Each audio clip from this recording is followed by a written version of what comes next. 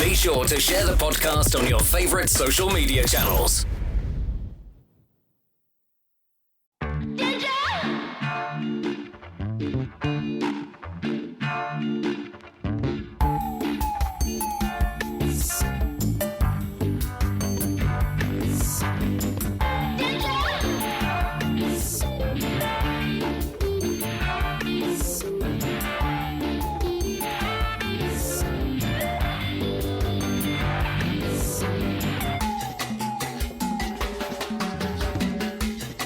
A lot of areas like that. Yeah.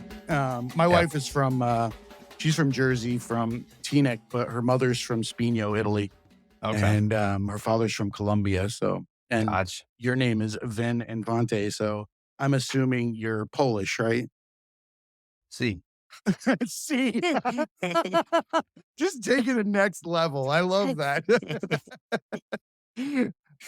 Welcome to the Tragedy Academy, a show created to bridge societal divides in a judgment-free zone using candor and humor. My name is Jay, and you've heard who we've been joined by, Vin Infante. He is a mindset coach, psychotherapist, worked with Tony Robbins, all sorts of people. But first and foremost, I want to thank you for your service as a firefighter, and give you a chance to go ahead and introduce yourself. Well, thanks. That was a pretty good intro. I'd say kind of hit all the good pieces there. And I've been in mental health for over a decade, so 13 years actually. Oh. And I've worked in pretty much every capacity you could think of. I've been in inpatient units, outpatient, hospital clinics, homeless shelter, private practice, Department of Education. Did applied behavioral analysis, traveling home therapist, and all of these things I was doing to try and find my good fit.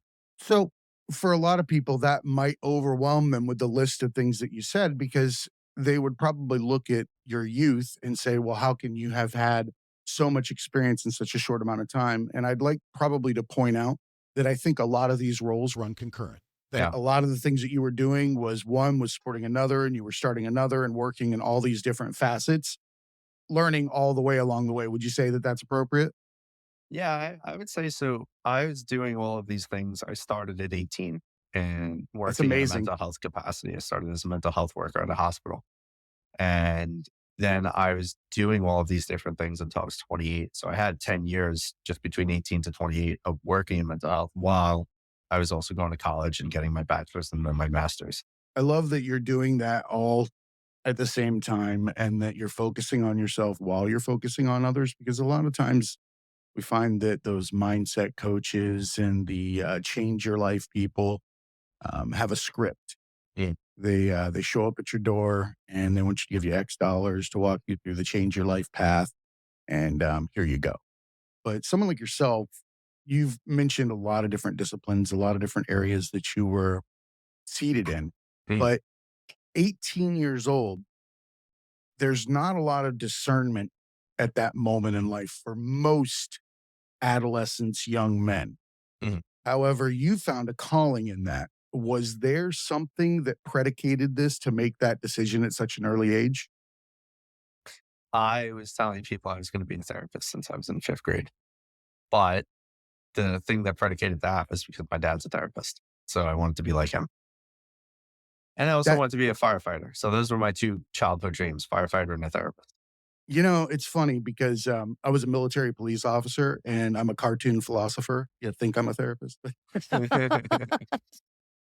So it's like, dude, I feel like we walk a path in life that is lined with waypoints. Mm. And those waypoints are similar in nature to the endpoint where we find our calling. They all kind of intertwine as a tapestry, but you'll find that most people that land in this seat as an authentic person have found their calling early on, but exercised it in different ways at those waypoints. Firefighter here, therapist here, this here, because you're intended to give back. That's your calling. However, you're trying to hone how you can get the best message out and the most effective message. So, in your experience, starting back from being a child, father's a therapist, what would you find is the sticking point in today's society with regard to facing personal mental health struggles? Massive lack in self accountability. I Nobody like that. wants to be accountable for their own emotions. Nobody wants to be accountable for things going on in their lives. Nobody even wants to be accountable for where they're at in their life. So many times you hear people, well, I'm this way because I was beaten as a kid, or I'm this way because my ex cheated on me. Like, and none of that has anything to do with why you're the way you are. They're indicators as to why you might have made certain decisions. However, why you are the way you are is because of those decisions that you've made that have led you up to this point, and you are not tired of being this person yet. I couldn't agree with that more. I think that our victimhood is a personality. It is one of our many egos and personas that we carry. And victimhood is a very comfortable one.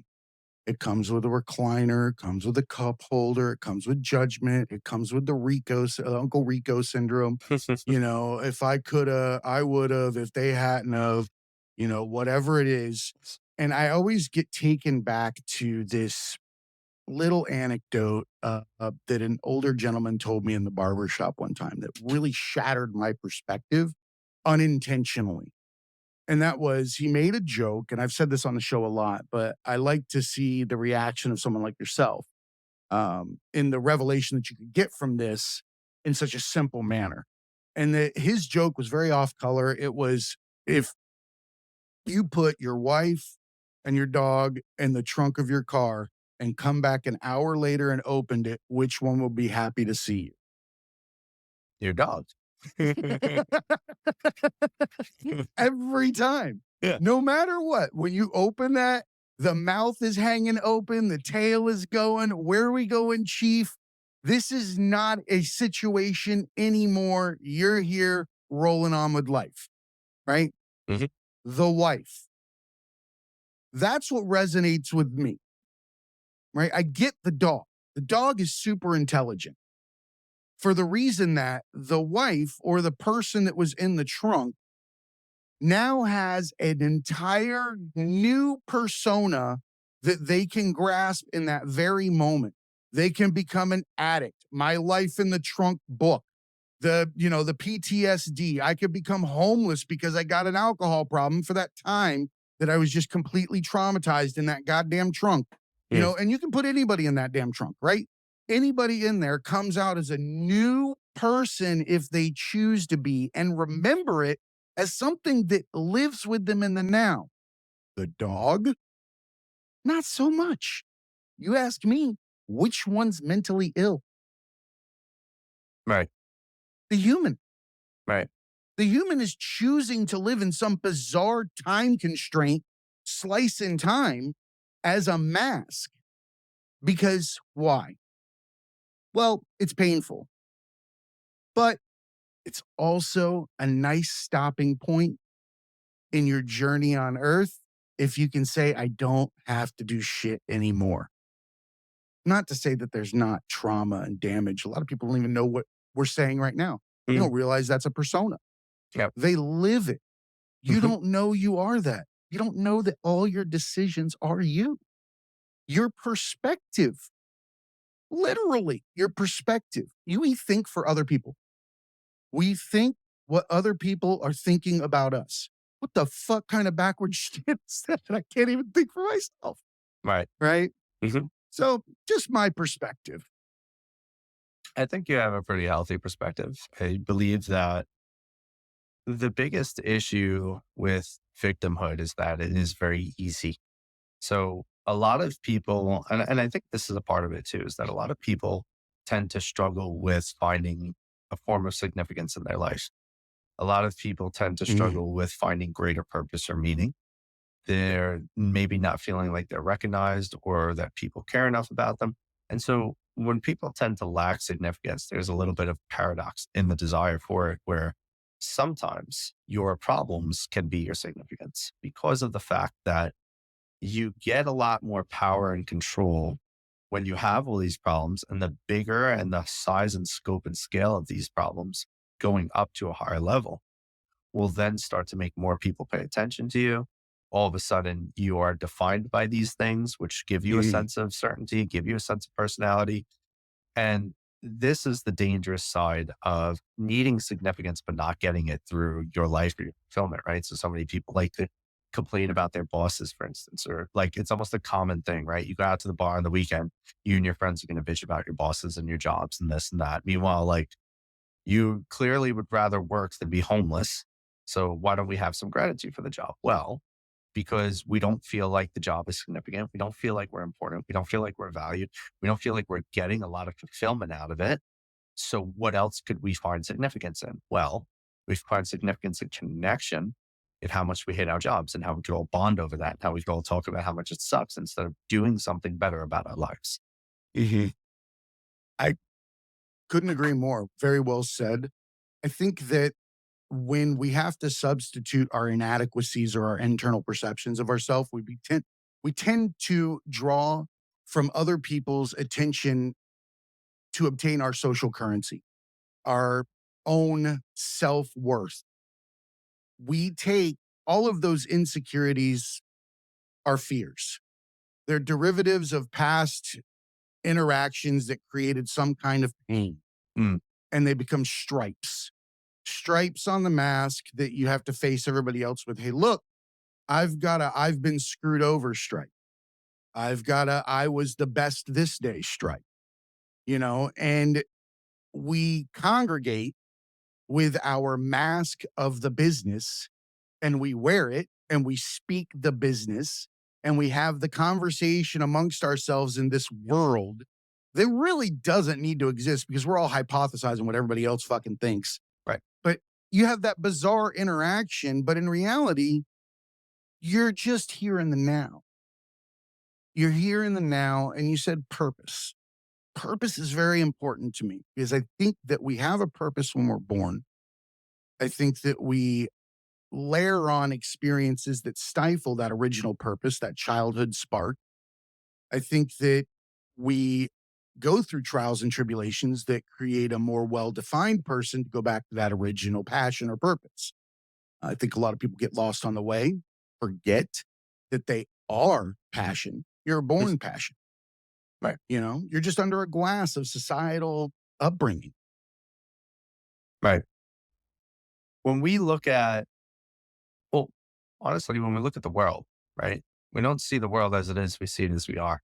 So what Mhm. we are is also something that people aren't always clear on, because I don't think that enough people tend to really sit down with themselves and look at every single identity they have. So for me, I used to live in victimhood, which is why I'm actually very happy to call people out on it. It's like you can't tell me what it is and what it isn't, because I lived it for. So as I was going through college and all of this stuff, I was actually living in victimhood. In fact, I've been bullied pretty much my whole life. Mm. And a big part of that had shaped most of my life. And I was diagnosed with depression, anxiety, and panic disorder. I struggled with suicidal ideation and self harm Mm. tendencies. And I never wanted to let those things be definers because, one, I never really believed I had them. Like I, I never believed in labels. I never believed in the power Mm. that a label brings, and I was never willing to Again, embrace that. And so what I've noticed is there's a lot of ways to take your power back, but you have to be willing to do it. And one of the ways that you can do it is getting extremely clear on the different types of identities you hold, because everyone has multiple identities, right? So I think people have this interesting thought of like you have to be one way with everyone, which I think is bullshit. Some people say keep that's it inauthentic. 100. Yeah, That kind of weird statement that's come to fruition nowadays. Yeah, no, yeah, I get where you're going with it, but there is that weird misrepresentation of what authenticity is. right, And I'm going to throw my hand up in the air and make it real for you, or whatever the hell it's supposed to be. right, So I'm tracking with you. It's not that.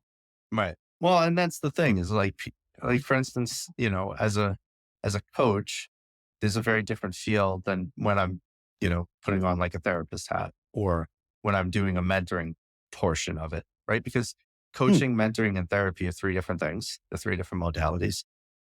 When I'm talking to my 16-month-old daughter is very different than when I'm talking to a grown man who runs a business and needs a slap in the face because he needs That's his head situational readjusted. awareness, knowing your audience. Right.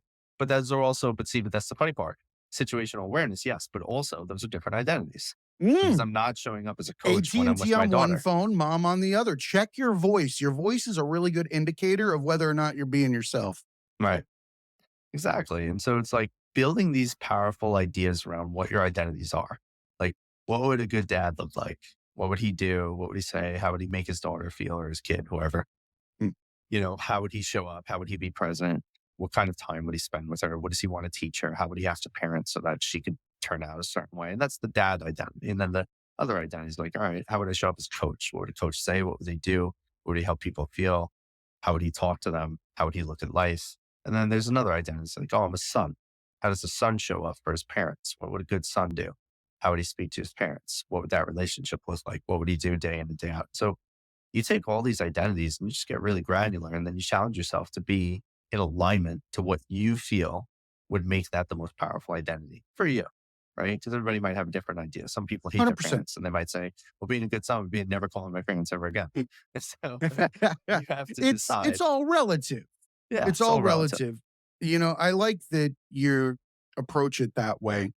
And I'd like to take it a step forward because as a coach, as a mentor, as a dad, that's got to be a fine line to walk when you have discernment within these areas to not reach into the bag of tricks or the identity that is handling that situation, but it calls for a little bit of section C over here to come in and run some interference in the coaching situation because you recognize that there's some kind of trauma that might be inflicting the hesitance on action because they're afraid of how they might be perceived by others. They have a fear of being out in public. Do you have to pull through like the strings of each one and kind of weave it together? Or is that something that you can really discern with and keep them in each bucket? I think that life requires a level of dynamic uh, Good. action, right? So when I talk to people about what it is that I'm doing in this world as therapist, mentor, coach, is that I essentially have created a very unique service because, as far as I know, I'm one of the only people doing this that have all three modalities mixed into one because I believe that some days people show up and they need some introspective work, and that's going to be therapy. Mm. And then some days people need perspective work, which is going to be a bit of mentoring. And then some days people need a slap in the face and a kick in the ass, and that's coaching. And you can't expect that people are just going to need one. I think that that's where mental health kind of falls short is that it's like, well, coaching or therapy. You have a mentor, so you don't need a coach or a therapist, or maybe you have all three, and then you're like, I don't really feel like I'm getting anything out of any of them because I'm telling them all different stories and we're focused on different Mm. things, right? And so, looking at how can you work best with people is just be dynamic, like know many different things, and then see what people need. I love that you're looking at it holistically. Each person, and you're correct. Everybody comes in with a different background, a different perspective, a different set of lenses. You're not going to smack the person that's been smacked.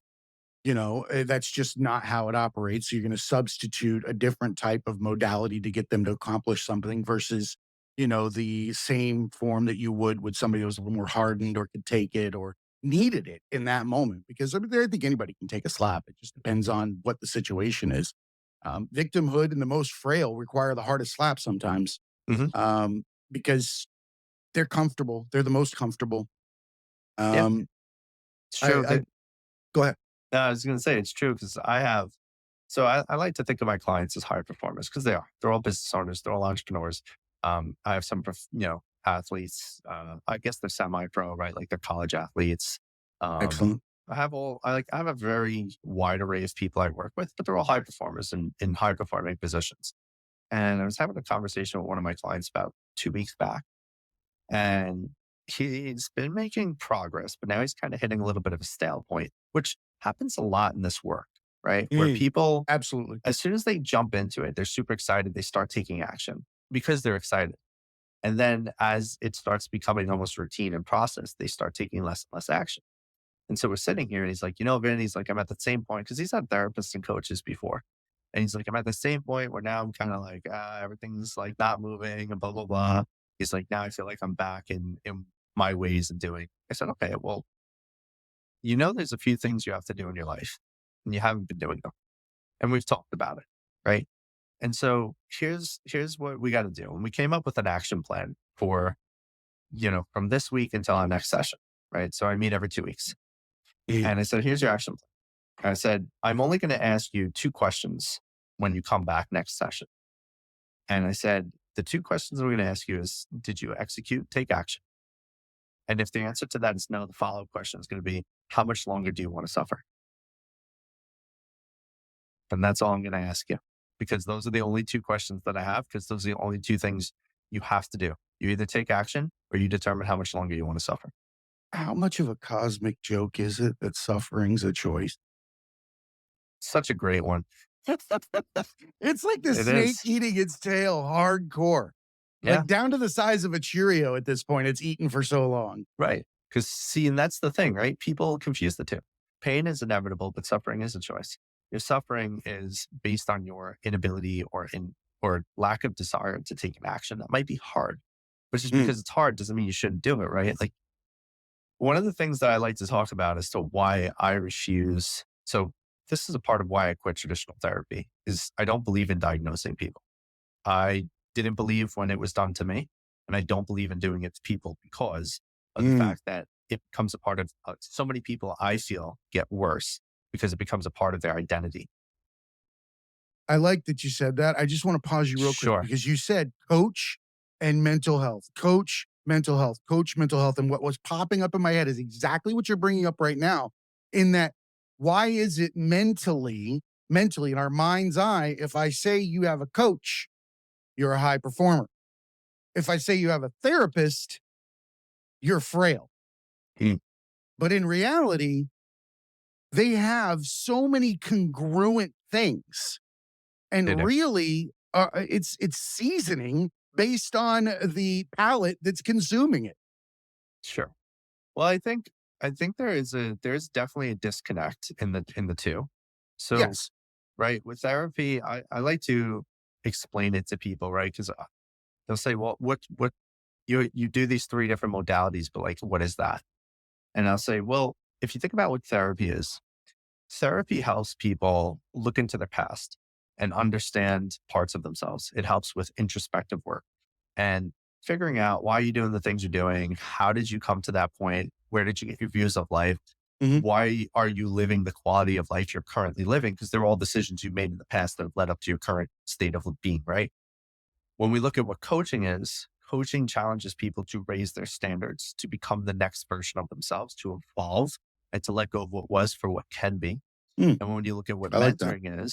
mentoring is the sharing of experiences and perspectives from someone who's done something, which isn't always textbook knowledge, which isn't always something you've gained in a course. It's just good old life experience. And what that is Mm, this genuineness and connectedness. And with mentoring, what you're actually doing is you're teaching people to become more like you. And mm. so if they're trying to get your result, it makes sense, right? Because they want to learn, what did you do? How did you apply this? And then I want to do that. So it's not like I'm challenging you to become a different version of yourself. I'm challenging you to actually become more like me in the mentoring stage.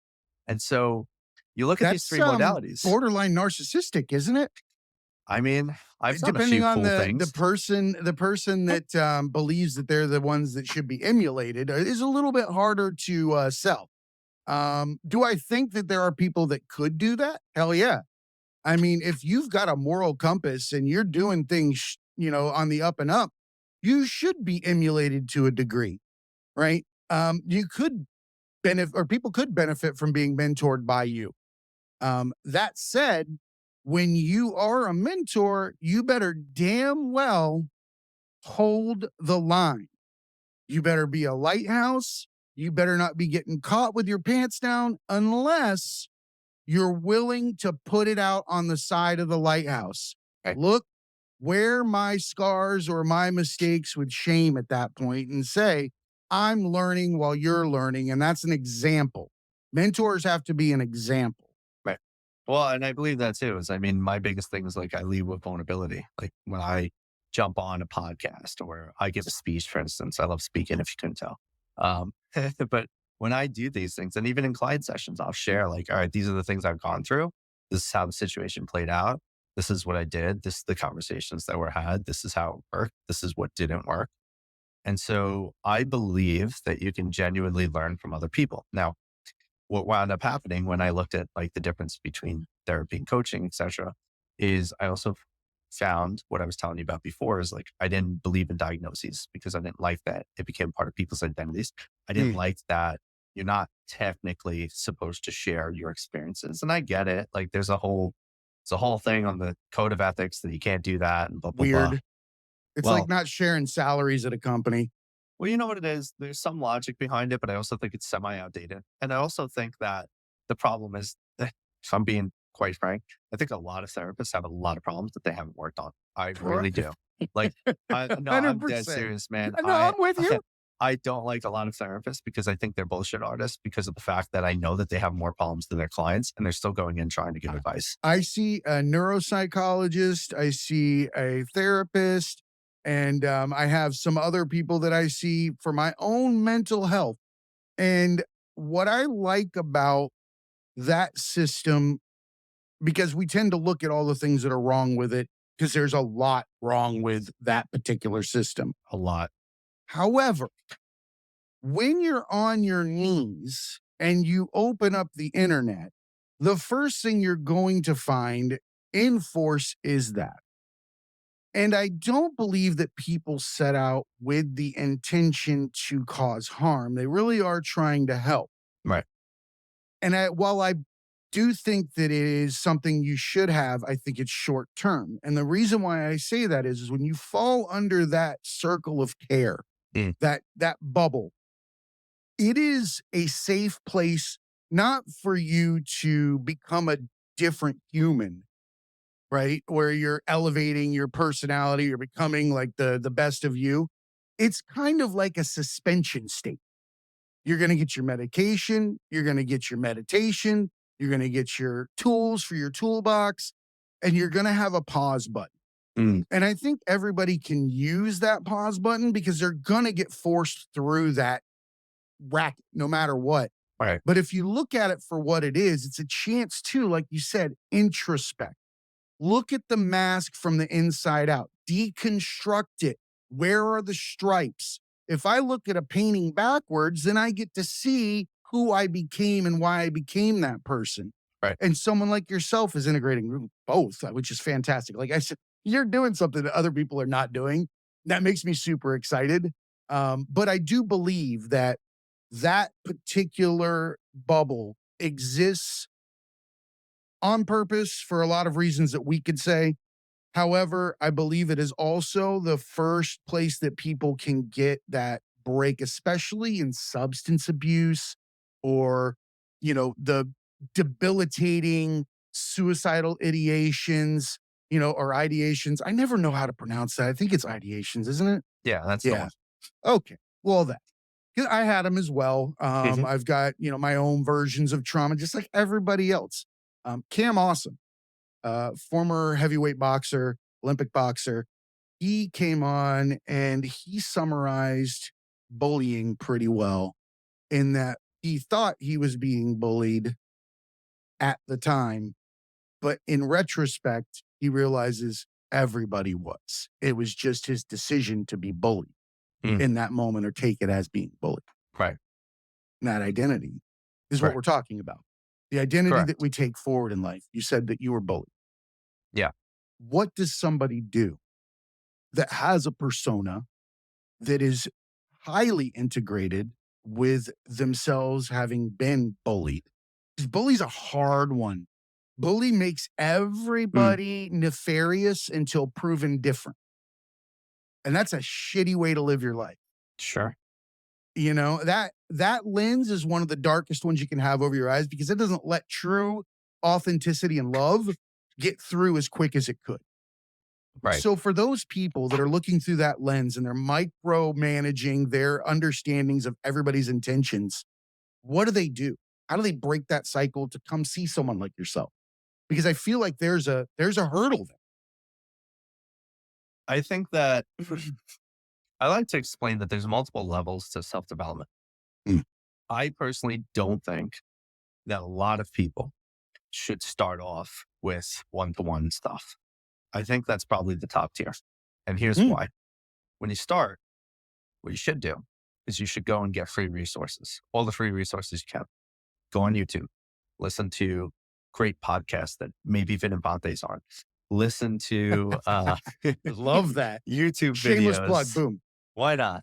Listen to YouTube videos, right? Look at things that you can get for free or are extremely cheap. Go spend $10 to $20 on books.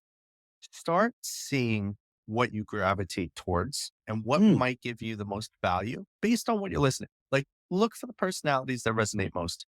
Look for the messages that resonate most. Look for the information that resonates most. There's so many things that you should look for.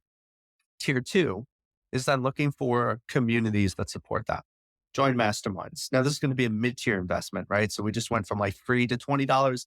Now we're looking at a few hundred to a few thousand for communities, masterminds, groups, programs, seminars, events, things that are teaching. Now they're more specified. They're not as general. Now they're more specified. Now you're looking at like, oh, I'm going to go to an event hosted by Tony Robbins because I heard him in some videos. I read his book.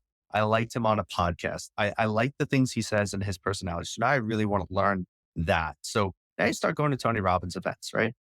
And then once you really know what community you're in, the info that you're enjoying, then you want to look for tier 3, which is usually the highest investment and it's the most specified. Now you're looking for a one-to-one intervention, like a coach or a therapist or mentor, somebody who's really high up and is going to give you information specific to you, but it's also in alignment to the messages and the info you've been looking for because you started at tier 1 where anything you're going to do is going to help improve your mindset because you have very little info.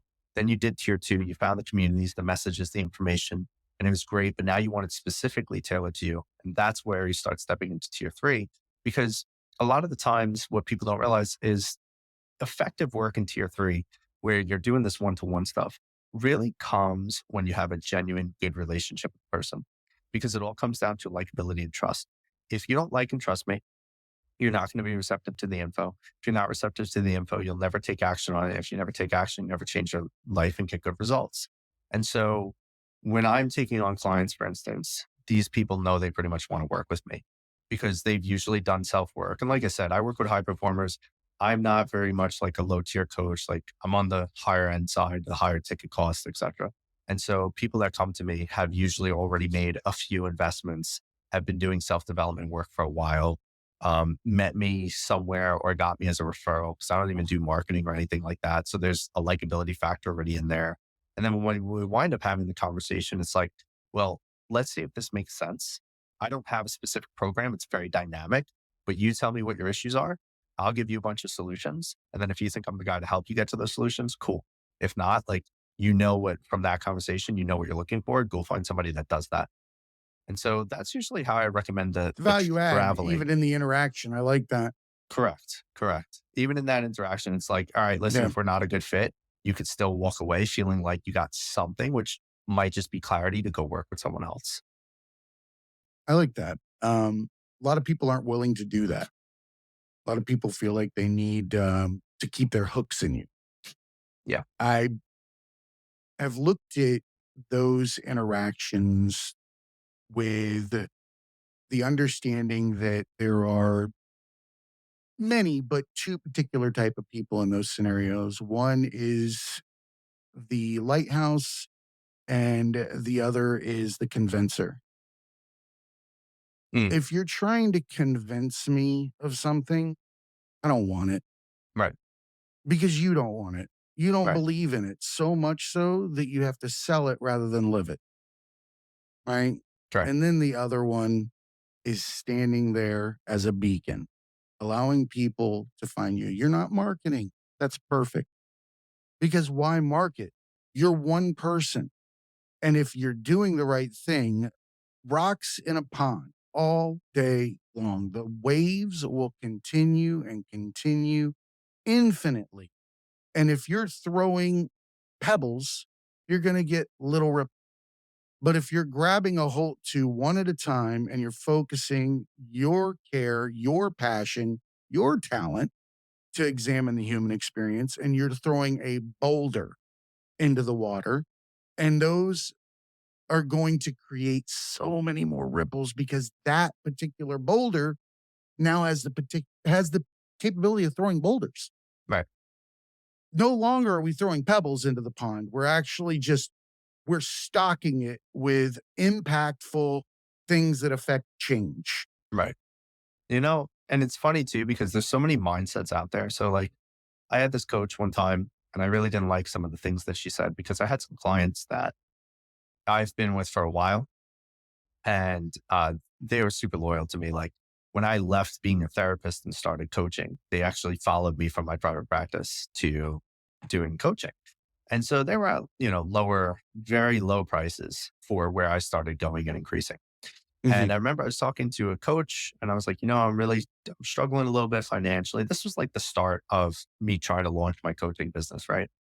And I was like, I'm struggling a bit financially. And she's like, well, you have to raise the prices on your old clients. I'm like, well, some of them can't afford it. Like one of the guys works part-time at a pizzeria and he's trying to become an artist. Like the guy makes a few $100s a week and he's paying me, was it like $50 a session, which was a lot for him, right? That's Like, groceries. right. And mind you, that was a lot for him. And it was even more because coming from private practice, he had insurance paying for it. His copay was nothing. So he really loved me and wanted to work with me. And that's one of the qualifications to work with me is like, I want to be excited to work with you and you need to be excited to work with me. And so she's like, well, you have to fire the client if he can't come up to your new rate. So at the time that I was having those conversations, I was charging $250 a session. And, she was like, you have to get rid of him if he can't come up to the new rate. I'm like, I don't want to do that. And it didn't feel right to me.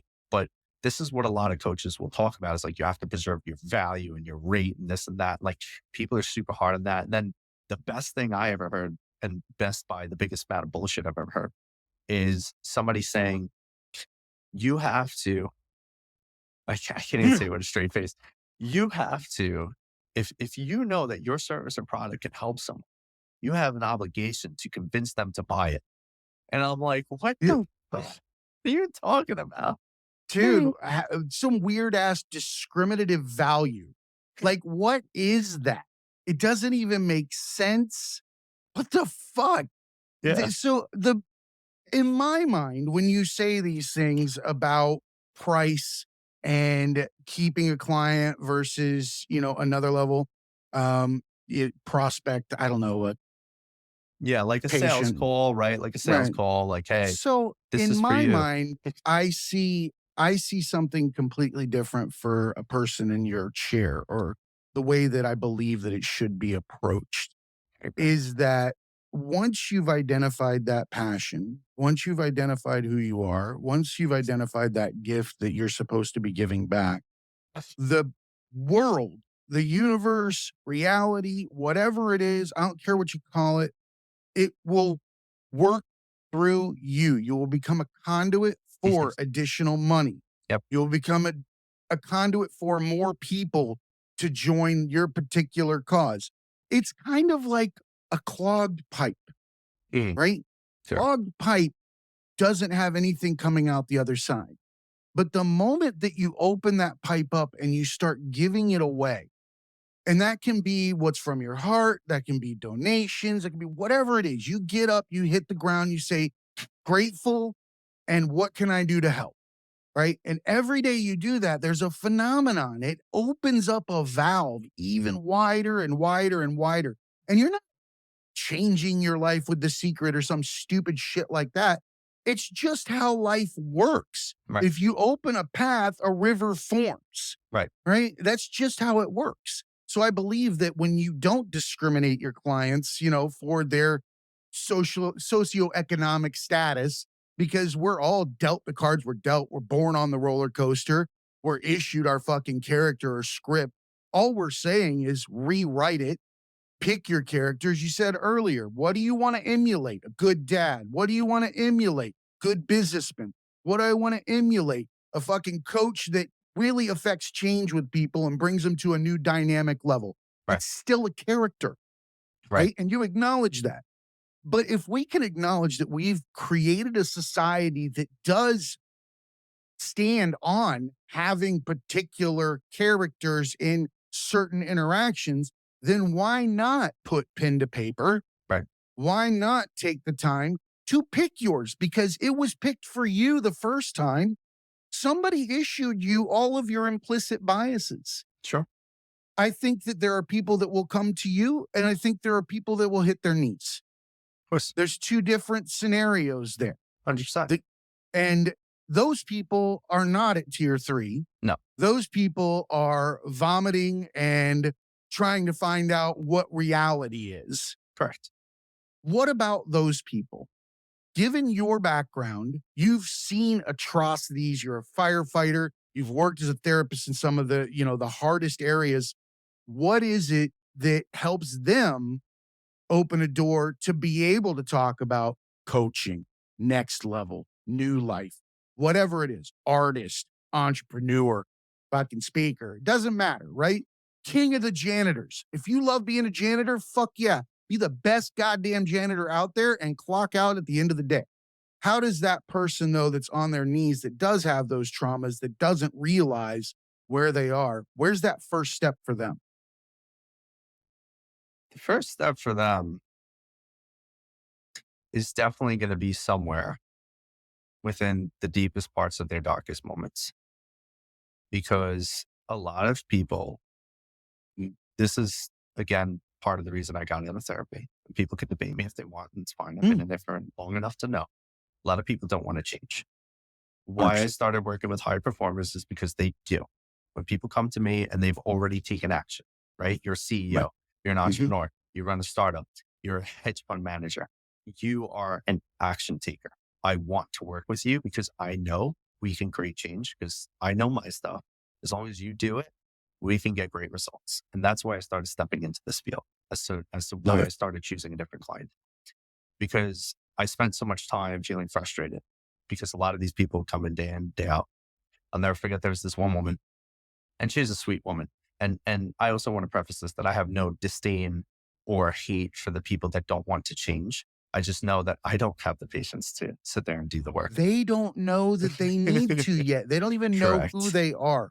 They have the bag full of masks that's breaking their back and they don't realize it. Who the hell are you going to coach through the Olympics that's carrying a sack of cinder blocks painted like faces? Ain't going to fucking happen. 100%. You're going to collapse every time. Irony, drop the bag. But 100%, 100%. That's a whole nother episode. And so, what I say is like, there's these people that they have to get to a place because humans don't change because things feel good.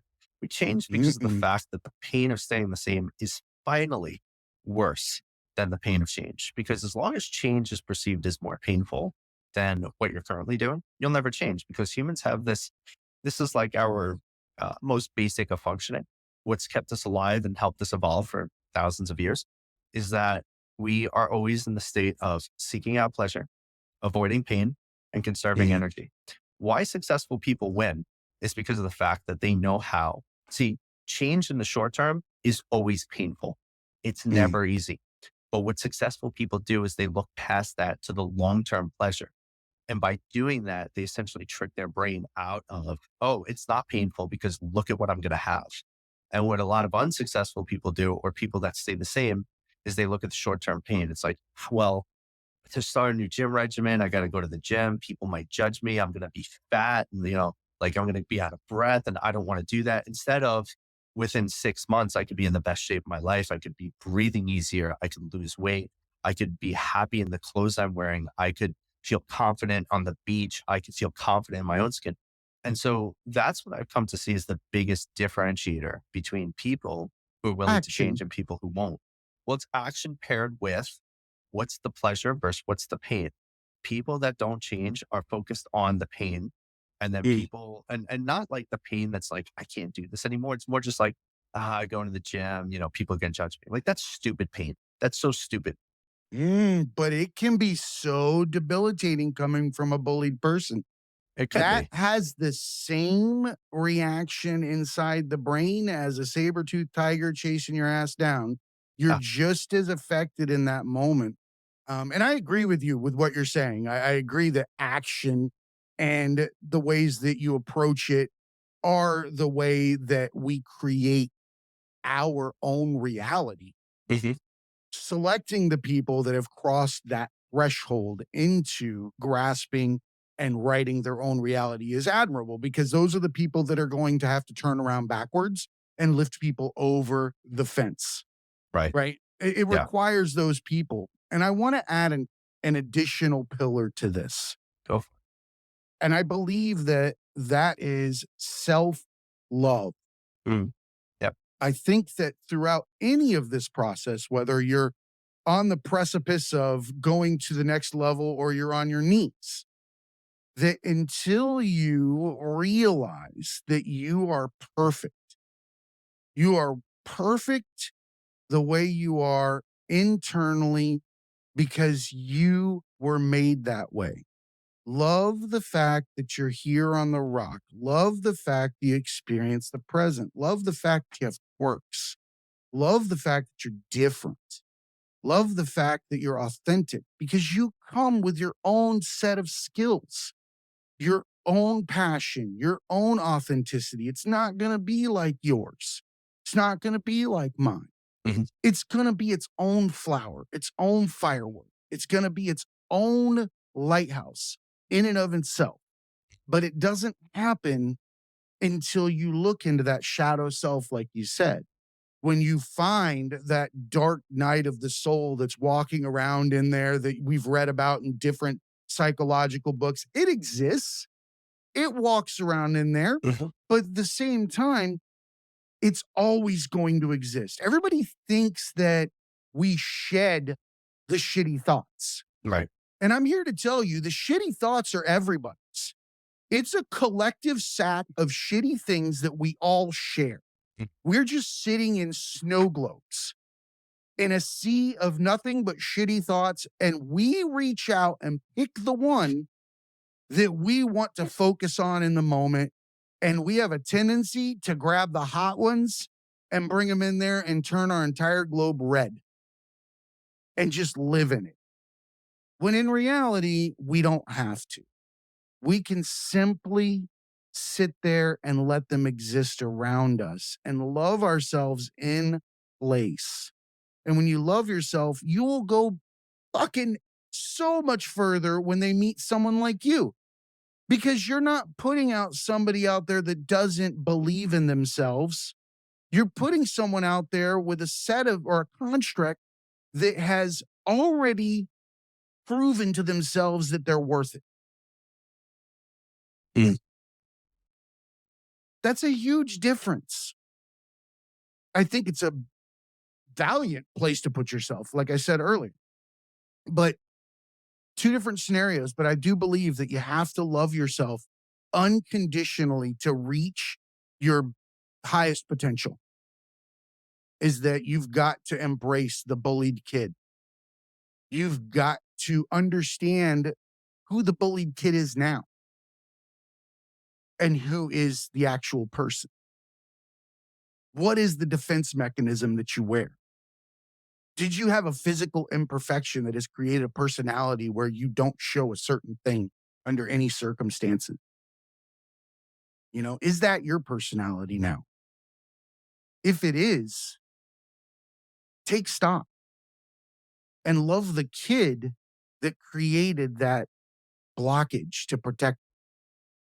Tell that kid that it's okay, that the person that was telling you that had their own, because that's how it works. We're all not safe until we love ourselves. The moment that we love ourselves so much, people will flock to you. The reason why you don't need to market is because you're being yourself. You're being authentic and you're pursuing your passion and people are coming to you. That's another phenomenon with this entire process.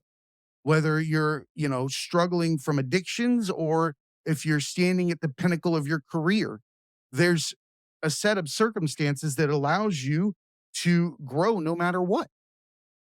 You can set up to be that lighthouse. You can be that person just through self-love. And you'll affect a lot of change like you are. Sorry, I go on rants every now and then, but I think I like to draw the correlations between them. Turned into a coaching session. I don't like not loving yourself. That's one of the biggest things Mm. that I think that we're damaged from an early time. I think that there are like I agree with the stuff you said. The caveat that I have is and this is all quite Please. just a personal Mm. thing that I do that's worked for me because everybody has to understand what works for them, right? There's some people out there that love David Goggins, and then there's some people out there that hate David Goggins, right? Right? Because of the messages that he gives. And Mhm. so I think, and this is quite frankly, what I love about Dave Goggins and so many other people in the self-development field is they really just share their stories and their experiences. And they're like, I'm not going to pretend this works for you. This is what works for me. And so one of the things that I talk about is kind of somewhat contradictory to what you said. I do believe in the self-love aspect. Like self-love, you have to have it because self-love is not just about, buying froyo because you earned it with a good No, workout, no, no, no, no, right? no, no, no, It's, no, no. it's Yeah, all I'm about, with you on that. Thank you for not putting me in that bucket for no, the no, no, no, no, no. definition. And I know that, right? Because self-love is actually about sometimes it's doing the things you don't want to do because you're holding yourself accountable to 100%. something you said you would do. Now, the thing that I usually do say, and this has always been what's helped me, is that I don't believe I'm perfect. I don't believe I'm perfect the way I am, nor should I be, because of the fact that I have so much more potential within me. And I don't want to ever sit here and believe I'm perfect. I don't want somebody to tell me, Vin, you're enough. It's like, the fuck I am. I am definitely not enough. And I don't mean that in a I am not good enough in a negative way. I mean, I am not even close to what I have within me. And that excites the fuck out of me. I don't want to be enough. And I don't I'm want going to people to tell me that. clarify. I'm going to clarify my position in 2 words. You go for it. Perfectly imperfect. Yeah. That's my definition. Mm, Understanding flaws and all, you are a complete human and deserve to be loved. I'm with you yep. that you I agree with have to. that. See, I agree with Yeah, that too. I agree with yeah, that. and I like that you challenge this. I don't think that we have challenging conversations around these types of growth. Everybody just sits in a silo and pitches their pitch when Right. there's something to be learned. I've learned so many things just in this conversation from you, and I sit every day and self-contemplate. Like, that's what I do. right. I've found in life that my authentic passion is to look at the human experience and try to soften that blow for everybody else and understand Mm, that we're all in the same soup. We're all right. doing the same things, that we are living in an old Western set. Everybody has these fake fronts to their houses. They go in like it's Edward Scissorhands. Everybody parks. Everybody walks in the front door at the same time. Everybody waves. And they get behind that and they're fucking on the ground. Yeah. They're Yeah. crying their eyes out. Their family's half's addicted. One's got, threatening suicide. Another one's doing this. But when you come out that front door, you look like something completely different. Right. And the reality is we all need to know that we're laying on the ground.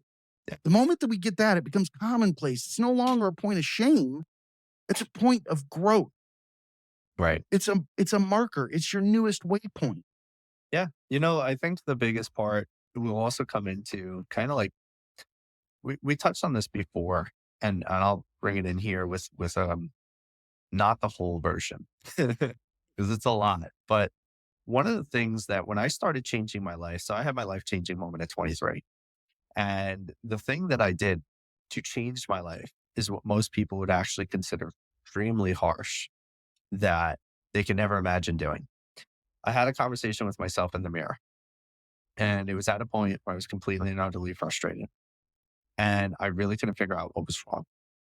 I had discovered that what it was is I wasn't embracing myself. I wasn't accepting myself because I had been bullied so much. And like we say, well, some people might see it as a perspective. I was literally thrown in trash cans and pushed down stairs. And then like that's a little bit different, right? Like not everybody was getting that bad of bullying. I got And bullied for being trans when I wasn't because I had gynecomastia in a small southern town. I had stuff thrown at me from trucks going by. yeah, I had bigoted epithets yelled at me in parking lots at school and all the shit you could possibly imagine. And I ran. yeah, Much like yourself, I ran. I created fucking 1,000 personalities for myself. I yeah, was anything but the human that got fucking tossed, beat up, fucking put down, all that shit. I'm with 100%. you, dude. Yeah. I'm with you. I got no too. I got called Guido tits because I kind of looked like a bit of a Guido and I had, Dude, big one of chest. the worst and most traumatized because here's the thing. Yeah. I was fucking ripped Mm. Wow. from head to toe. I And wasn't. I was a little chubby. no, so you could see the small amount that I had. And because you have one trait that is admirable, everybody wants to be the ripped guy when they're 16. Yeah. Fuck yeah. Yeah. So what do you do to the ripped guy that's got gyno? You fucking shred him because you can't be him. It's much easier. That's right. Much easier. You fucking hang him out to dry Yeah. to the point where he's thinking about killing himself when it's all said and done. Yeah. Well, it's always easier to tear down other people's buildings than build a bigger one yourself. Mm. So, Amen. and so jumping back to my thing real quick here, the conversation that I wound up having in the mirror was big question. Who are you right now? Like, so I accepted myself. I go, okay, like I'm Vincent. And who is Vincent? It's like, well, that's a conversation. I'm depressed. I'm anxious. I have panic attacks. People pity me. No one's inspired by me. I'm not a leader. There's nothing noteworthy about me. There's very little love in my life. I'm not happy. I hate everyone. And then that's a great conversation because it is a level of honesty, which opens the door to acceptance, which opens the door to the next question, which is, do you want to be this way? The answer is no. And then the next question is even better. And I have two great questions. So the next one was, who do you want to be? So I want to be a leader. I want to be powerful. I want to be inspiring. I want to be happy. I want to be helpful. I want to be strong. I want to, be excited about life. Like I just went on about all these things I want to be. And then the final question was really the best one because it then said, if you want to become all of these things, who do you need to become? How would you do all of these? Like, what would a leader say, do you think, feel? How would they be? How would they show up in life? If you want to be happy, same thing. What would a happy person do you think, say, feel? And as you go through all of this, it's about being able to have that extremely hard conversation first, because a lot of people aren't getting there. A lot of people aren't getting to the point where they're saying, like, this is who I am. Because if you did, and you were honest like that, then you're going to have Honesty. to, right. If you're honest like that, then you're going to have to just accept and acknowledge, like, that's who you are. Like, I am this depressed, sad, pitiful person. Like, this is who I am. And there's nothing wrong with that. But a lot of people are like, well, that's harsh. It's like, it's not harsh. It's true. When did the truth become opinions? Like the truth is the thing that will set you free, right? We've heard this throughout our lives. The truth will set you free. Why is it now that the truth hurts my feelings and destroys me?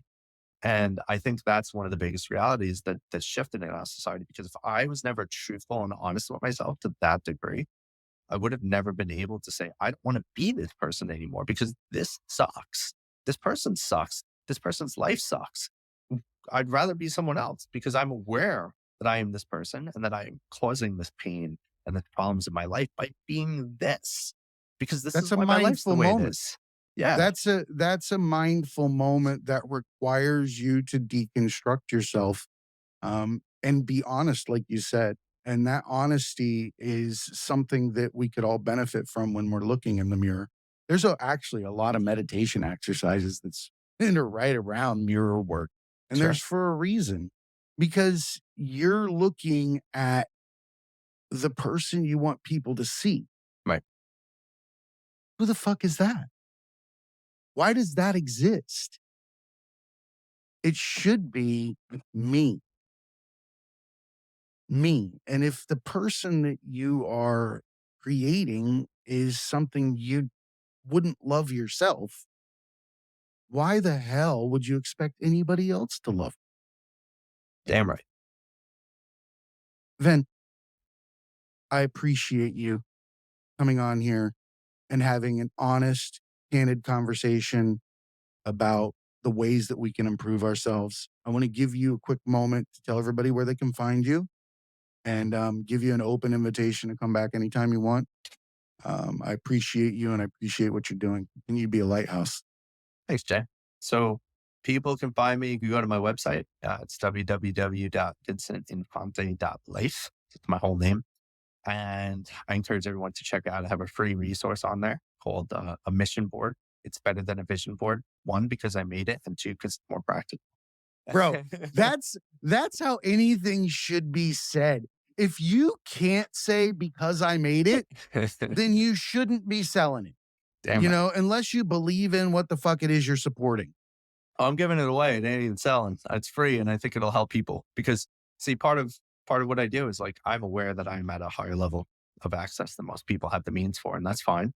But that's why I keep finding ways like jumping on podcasts, giving speeches, free content on Instagram, which is at vin.infante, and my website. And so there's many ways to have access to my ecosystem, even if you're not working with me in a one-to-one coaching capacity. And I welcome people to look into that. So check out my socials, vin.infante on Instagram, TikTok, LinkedIn has been Vincent Infante, I believe. Whatever. Check out my website. Well, you know what? If you go to the website, every social media link is there. Like it just goes I do the same thing. Whatever. I do the same thing. I'm like, we're here. Oh, wait a minute. Just click on the website. It's like all there. We've been doing this for a while. I appreciate you, man. And remember, everybody, be cool and keep learning.